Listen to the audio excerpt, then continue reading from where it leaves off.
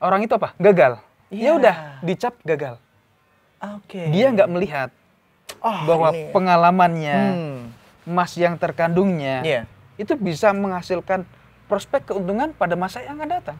Taunya ini ini mah pengusaha yang udah gagal, ngapain kita kerja sama gitu ya, banyak orang ya. Itu mah gagal. Salah, itu salah banget ya cara Salah berpikirnya. banget. Iya, dia nggak bisa mengambil peluang yang tepat.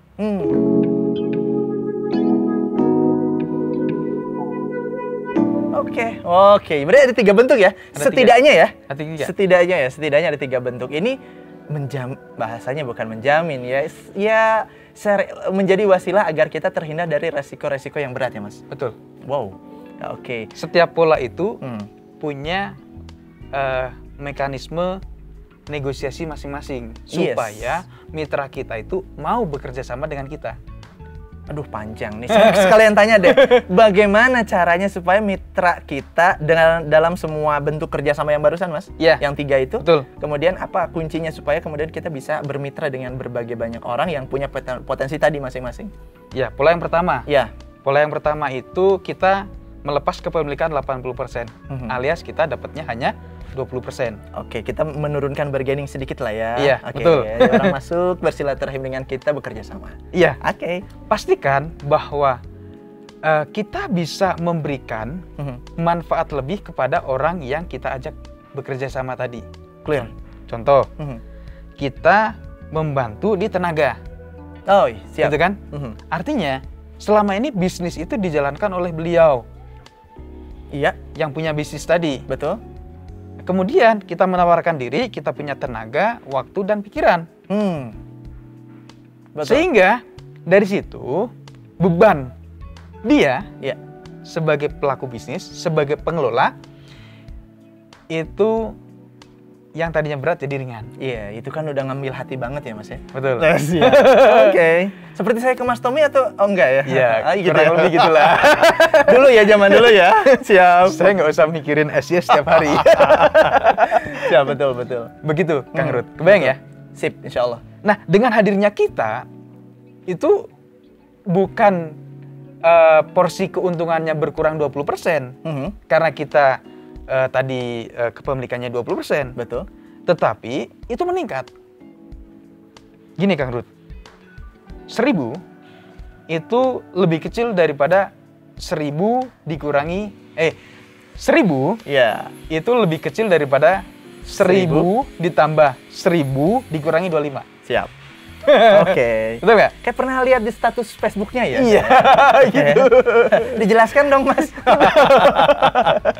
Iya. Jadi itu teknik yang dilakukan oleh seorang pengusaha, menduplikasi diri sehingga mendapatkan peluang yang sama, kemudian berkorban secuil pengorbanan untuk orang yang diajak kerjasama. Oke. Wow, ini bentuk kerjasama yang pertama ternyata bargainingnya, cara masuknya, cara mensinkronkannya seperti barusan ya. Betul. Sehingga bisa terlaksana bentuk kerjasama yang kedua untuk mengurangi resiko tadi. Betul. Yang pertama ya. Iya. Oke. Nah, yang kedua itu emas tadi ya, terpendam ya. Yang terpendam. Ya, ini ada orang nganggur.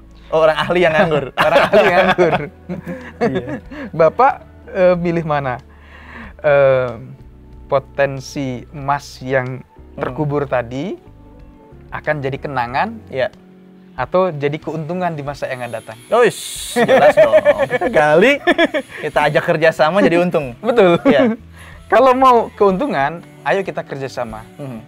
Saya menjalankan bisnis ini dengan arahan dari Bapak. Oke. Dari orang expert tadi ya? Iya, berdasarkan pengalaman. Saya jadikan Bapak sebagai seorang konsultan, sebagai seorang coach. Bapak nggak usah keluar modal.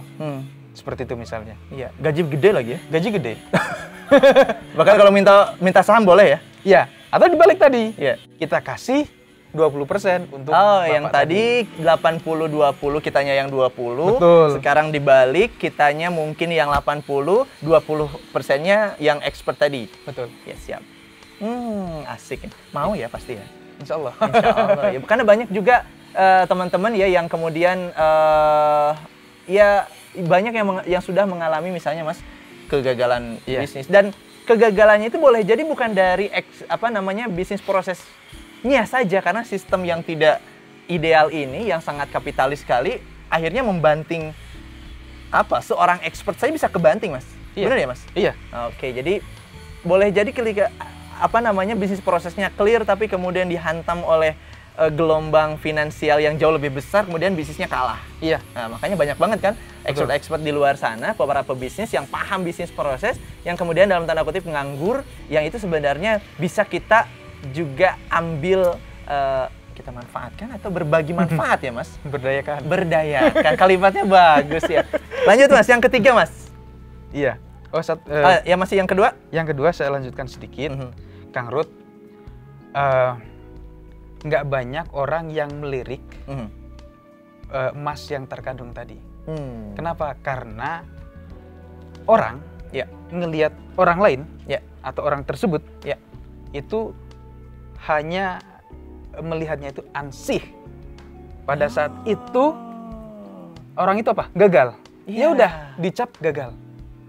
Dia nggak melihat bahwa pengalamannya, emas yang terkandungnya itu bisa menghasilkan prospek keuntungan pada masa yang akan datang. Taunya ini mah pengusaha yang udah gagal, ngapain kita kerja sama gitu ya, banyak orang ya. Itu mah gagal.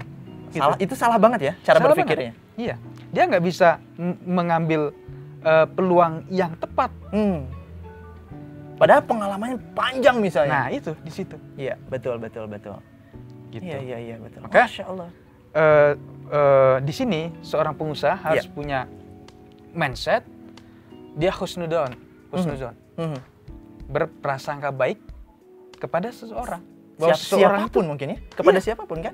Iya, bahwa seseorang itu punya potensi. Wow. Iya, betul. Itu yang jarang, Kang Ruth. Mas, percaya ke saya nggak? Percaya. Lumayan lah ya. Siap. Baik, Mas. Oke, itu poin yang kedua ya? Iya. Oke. Kalau yang bentuk yang ketiga gimana, Mas? Nah, bentuk yang ketiga ini menarik ini. Kayaknya sedang semangat banget dilakukan juga sama Mas Tommy. Betul, Kang Ruth. Bentuk yang ketiga itu seperti ini, Kang Ruth. Jadi ini ini nanti kita ambil keuntungan dari dua sisi ya. Dua sisi? Maksudnya gini, keuntungan yang diambil kita sebagai investor dan keuntungan yang diambil oleh pengelola. Oke. Gitu kan? Sebagai pengelola itu dapat keuntungan. Dengan adanya kerjasama ini maksudnya. Iya. Yang pertama, sebagai seorang investor, dia investasi di usaha yang itu sudah proven. Iya. Sudah terbukti. Ya. Yang namanya usaha retail, perdagangan, yang kemudian cash flow-nya itu bulanan, itu return-nya itu bisa 30%, Kang Ruth. Wow, baiklah. Gede banget ya? Gede banget. Gede apa kecil sih? Ya, itu gede. Iya, 30%. Gede. Nah, ada juga yang kemudian lebih dari itu. Ya. Gitu ya. Ya kita misalnya standarnya 30% aja dulu. Ya. Usaha punya keuntungan 30%. Nah, bagaimana kemudian kita masukkan mindset, kita sebagai seorang investor, masukkan mindset kepada pengelola tersebut, sehingga pengelola tersebut mau bekerja sama dengan kita. Yes, betul. Gitu. Oke? Nah, 30%. Kita ambil contoh, misalnya modal 1 miliar. Ya. Berarti hasilnya berapa? 300 juta. 300 juta ya? Nah, di situ kita sebagai investor taruhlah punya uang 1 miliar juga. Iya. Gitu ya. Nah, kita tawarkan kepada Bapak itu, mau nggak dapat keuntungan 30% di 1 titik atau di 2 titik? Oke. Kang Ruth pilih mana? Oh, 2 sebagai titik. pengelola. Oh, 2 titik. Iya. 2 titik kan? Iya, betul. Oke. Tapi untuk bisa menduplikat usaha tadi, ya kan? Kang Ruth butuh modal 1 miliar juga kan? Iya, betul. Di tempat yang kedua. Betul nggak? Betul. Nah, Kang Ruth sebagai pengusaha punya nggak uang segitu? Aduh, kadang bisa jadi ada. Hanya saja kan kadang lagi muter gitu. Betul. Lagi dipakai usaha yang lain. Di tempat yang pertama tadi. Yang pertama, gitu kan? Kasus barusan. Iya. Nah, maka disinilah kemudian kita membawa diri dengan posisi tawar kita. Oke. Bahwa kita punya uang 1 miliar. Iya, benar. Mau nggak kerjasama dengan kita? Bapak dapat 2 bagian, saya dapat 1 bagian. Nggak apa-apa ya? Nggak apa-apa. Nah, saya cuma dapat 1 bagian aja. Cuman saya modal aja. Iya. Gitu kan? Betul. Betul ya? Betul. Nah, modal yang Bapak pakai untuk usaha pertama, bisa dipakai untuk usaha kedua. Betul. Nah, terus nggak ada dong modalnya. Hilang dong modalnya kalau kayak gitu. Pindah ke tempat kedua. Iya. Tenang, Pak. Saya siapkan modal buat Bapak. Oke. Siap. Nih, 1 miliar. Betul. Tapi saya minta hasil 1/3 bagian dari yang Bapak punya. Dapat berapa? 300. 1/3 kan? Ya, tadi. Dapat 100 kan? Iya, betul. Artinya, Bapak di tempat baru dapat 300. Oh, iya, betul. Di tempat lama dapat 200. Dapat berapa berarti? 5 dong. 500 kan? Betul. Lebih cepat mana? 500 atau 300? 500 dong. Nah, gitu. Gitu ya. Dalam banget ini. Mahal banget nih ilmunya nih. Oke. Itulah yang kita jalankan, Kang Ruth, di investasi itu. Oke, siap. Kita cari yang sudah proven. Yes. Kemudian kita berinvestasi. Seperti itu. Dan kita juga tidak segan membuka untuk yang lain kalau bisa masuk gitu ya, Mas ya? Bareng-bareng. Betul. Kenapa kita tetap buka gitu kan ke yang lain? Nah, ini gini, Kang Ruth. Jadi ada rahasia. Aduh, rahasia. Bisa nggak di-cut dulu ini? Nggak bisa ya? Oke, lanjut, Mas. Di balik yang saya sampaikan tadi. Kang Ruth. Iya. Kalau kita bicara angka, seperti itu, semua bisnis itu enak. Yes. Betul nggak? Betul. Kita tinggal ngitung pakai kalkulator, kita bisa proyeksikan 10 tahun yang akan datang, uang kita jadi berapa. Yes. Betul nggak? Pakai Excel aja, Mas, beres. Pakai Excel gampang. Yeah. Panggil IJ. Betul. Gitu ya. Nah, tetapi ada rahasia di balik itu. Ya. Rahasianya apa? Rahasianya itu ada di orang ini amanah nggak? Oh, berat teman-teman, berat. Orang ini amanah nggak? Iya.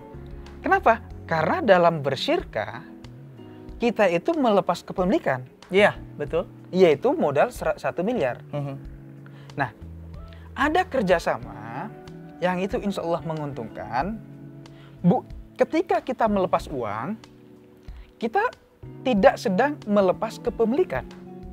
Oke, kalau tadi kan melepas kepemilikan. Melepas kepemilikan. Betul. Nah, kalau yang sekarang, itu bukan melepas kepemilikan. Iya. Tapi kita mendapatkan kepemilikan.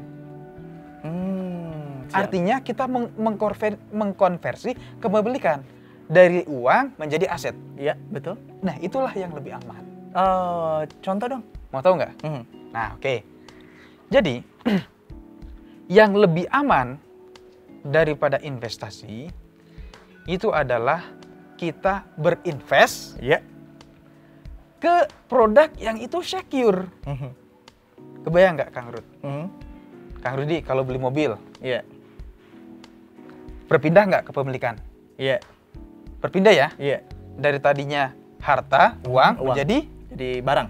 Barang, mobil. Mobil harganya turun nggak? Turun dong. Setahun lagi? Iya, kecuali yang klasik. Turun ya? Iya. Padahal tadi kita nyari bisnis atau investasi yang itu secure. Mengubah kepemilikan. Iya. Gitu kan? Mengkonversi kepemilikan. Betul. Dari harta menjadi benda, aset. Betul. Nah, kalau mobil turun nggak? Turun. Turun. Kamera yang dipakai Akang, turun nggak? Oh, ini kita pakai kamera ya? Iya. Okay. Turun lah. Turun. Tapi beli produktif. Oh iya. Ganti sama yang lain. Betul nggak? Betul. Tapi secara asetnya itu turun. Iya, secara aset turun. Nah, nggak semua investor kan jadi kameramen, betul nggak? Iya. Ini kameramennya investor sebenarnya. Ya, itu santai juga aja. Alhamdulillah. Nah, maka kita harus nyari aset yang itu ketika kita konversi dengan uang kita, itu nilainya itu insya Allah akan terus naik. Iya, betul. Iya, kita kan melepas kepemilikan berupa harta, berupa uang. Kalau misalnya turun, nyusut, sayang banget kan? Iya. Kalau yang tadi bisnis tadi ya, yang dikelola sama pengelola bisnis, itu ya kalau secara angka, setahun kita dapat sekian, betul nggak? Betul. Tapi bisa jadi pada saat setahun dibawa lari sama pengelola. Kalau tadi bab amanah tadi ya? Iya, nauzubillah kan? Betul. Nah, maka dari itu carilah investasi yang itu secure. Oh, oke. Mau tahu nggak Kang Rudi? Boleh lah, walaupun saya udah tahu karena di video ini. Enggak, Mas Tommy itu suka ada surprise ya, makanya saya tunggu-tunggu nih. Apa Mas? Kemana Mas? Baik, jadi gini Kang Rud. Ini barangnya itu awet.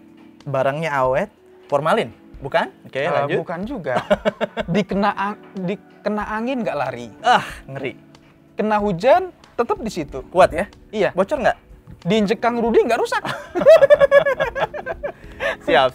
Betul. Bocor nggak? Ya itu tergantung. Tergantung kualitas ya. Maintenance. Tergantung kualitas. Properti Mas. Nah. Properti dong. Ya, oke. Betul. Maka mengubah tadi, mengkonversi harta itu. Siap. Bagusnya itu ke properti. Oke, betul. Karena properti itu insya Allah nilainya terus naik. Kenapa nilainya terus naik, Kang Rud? Banyak hal. Yang jelas, apa ya? Kalau Mas Tommy suka beda sih jawabannya nih. Coba. Yang paling dasar, fundamental. Nggak tahu saya pura-pura nggak tahu aja. Ini kan lagi wawancara Mas Tommy nih. Kalau properti, itu menempati ruang yang itu spesifik. Dan itu nggak bisa diduplikasi. Contoh, ini kafling 27. Siap. Syariah Islamic Highland. Syariah Islamic Highland. Bisa nggak Om Rudi bikin rumah di kafling 27? Nggak bisa. Nggak bisa. Aduh. Nggak bisa diduplikasi. Faktanya nggak bisa, izinnya nggak bisa, semua nggak bisa diduplikasi. Sedangkan kelahiran bayi di Indonesia setahun itu 5 juta, Kang Rud. Rajin ya meneliti bayi. 5 juta ya? Iya. Itu mengasyikan, Kang Rud. Iya betul. Artinya kebutuhannya, permintaannya akan terus bertambah, Mas. Iya. Saya kan nggak jawab di awal, sekarang saya baru ngerti sih sebenarnya. Betul, Kang. Kasian banget saya. Makanya Indonesia harus punya visi ekspansif. Karena kalau enggak, ya nanti habis tanahnya. Tapi kan biar mahal, Mas. Kalau bagi pengusaha properti kayak Mas Tommy, udahlah jangan lega-lega, udah dibatasi aja barangnya supaya kemudian dan permintaannya semakin bertambah jadi naik. Tapi alaminya juga nanti akan menyesuaikan ya. Iya, artinya terus ekspansif. Artinya kita memanfaatkan keadaan yang ada, Kang Rud. Siap. Selama Indonesia segini-segini aja, sedangkan pertumbuhan penduduk terus meningkat, artinya apa?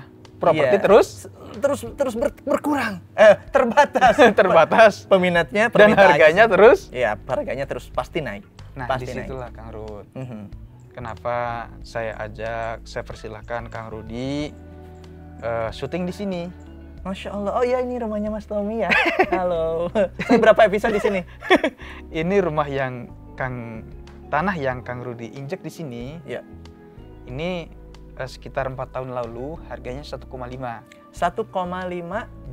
juta per meter. Sekarang Mas saya tawar berapa, Mas? Sebentar dulu Kang Rud. Oh belum. Tahu nggak modalnya berapa? Saya tahu. 600.000 kan? Modalnya adalah sebuah mobil. Oh iya. Yang diberi merek Nissan Grand Livina. Grand Livina 100 juta ya. 150 jutaan. Oh waktu itu 150 juta. Mobil ditambah sekian uang. Itu juga punya orang tua. Itu punya orang tua. Siap. Cuman ini sudah dihibahkan dari orang tua ke saya. Iya. Saya modal bangunan saja. Gitu Kang Rud. Jadi itu kan sejarah 4 tahun yang lalu. Ini di luar bisnis ya. Betul. Di luar bisnisnya core bisnisnya Mas Tommy, secara pribadi melakukan mencoba sendiri. Betul, membuktikan sendiri bahwa betul ternyata kalau investasi di properti itu benar-benar mengalami kenaikan yang luar biasa setiap tahunnya, setiap waktunya ya berarti ya. Karena boleh jadi nggak setahun juga udah naik tajam ya Mas? Insya Allah. Iya, betul begitu. Jadi harganya berapa ini? Saya berani sekarang sih di 5 atau 6 juta per meter Mas. Kalau taksiran saya ya, benar nggak? Iya, kurang Syariah Islamic Highland dulu 1,5 jutaan kita awalnya ya, 4 tahun yang lalu, 5 tahun yang lalu Betul. Sekarang sudah 6 jutaan per meter ya? 4 sampai 5. Oh, 4 sampai 5. Baiklah. Ya, 4 Ada sampai 5. Oke, siap. Perluasan lagi ya. Oke, siap. Oke, baik Mas. Oh, kita panjang nih ngobrolnya nih. Siap. Nanti boleh dilanjut lagi ya? Insya Allah. Oke, nah ini kita nanti mau masuk ke dalam kayaknya syutingnya ya. Kita bedah bagaimana rumahnya seorang Tommy Aji Nugroho, seorang pebisnis properti syariah, pebisnis trading juga. Banyak banget bisnisnya deh. Asetnya udah puluhan atau ratusan miliar. Masya Allah ya, kita banyak belajar juga dari obrolan hari ini. Mudah-mudahan teman-teman bisa mendapatkan banyak inspirasi, dan kalau mau mencari kita-kita, saya atau Mas Tommy ya, nantilah hubungi aja nanti di nomor-nomor atau di channel ini. Nanti tanya-tanya, komen-komen aja di bawah ya. Nanti kita coba silaturahim di forum-forum yang lebih khusus lagi ya Mas. Insya Allah. Insya Allah kita biasanya membuka, biasa sajalah kita silaturahim untuk semua teman-teman yang memang berniat bisnis, dan tadi niatnya luas, yang awal motivasi itu ya Mas. Iya, betul. Ya insya Allah bisa berbisnis di dunia pun juga berbisnis dengan Allah di akhirat, dengan memanfaatkan banyak harta kita sebanyak-banyaknya bermanfaat untuk orang lain, begitu ya Mas? Betul, Kang Rud. Masya Allah. Terima kasih Mas Tommy, dan terima kasih juga ayunannya. Ini 3 episode saya di sini kayaknya. Nyaman ya? Nyaman banget dan suasana segar. Ini boleh informasi sedikit? Boleh. Kita berada di Syariah Islamic Highland. Ini satu perumahan dari PT Syariah Greenland. Ini perumahan pertama ya Mas? Kedua atau yang pertama dulu ya? Ini ketiga. Ketiga? Iya. Setelah Purwakarta? Sebelum Purwakarta. Sebelum Purwakarta. Setelah Girimkar. Setelah Ujung Berung? Iya, Ujung Berung. Masya Allah. Inilah perumahan ini luar biasa. Harga di sini ya MM-an ya, Masya Allah. Ini adalah, dan ini syariah. Insya Allah inilah tokohnya.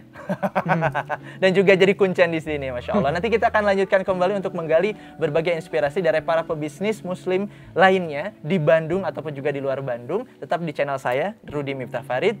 Untuk kali ini saya ucapkan terima kasih. Wassalamualaikum warahmatullahi wabarakatuh. Waalaikumsalam.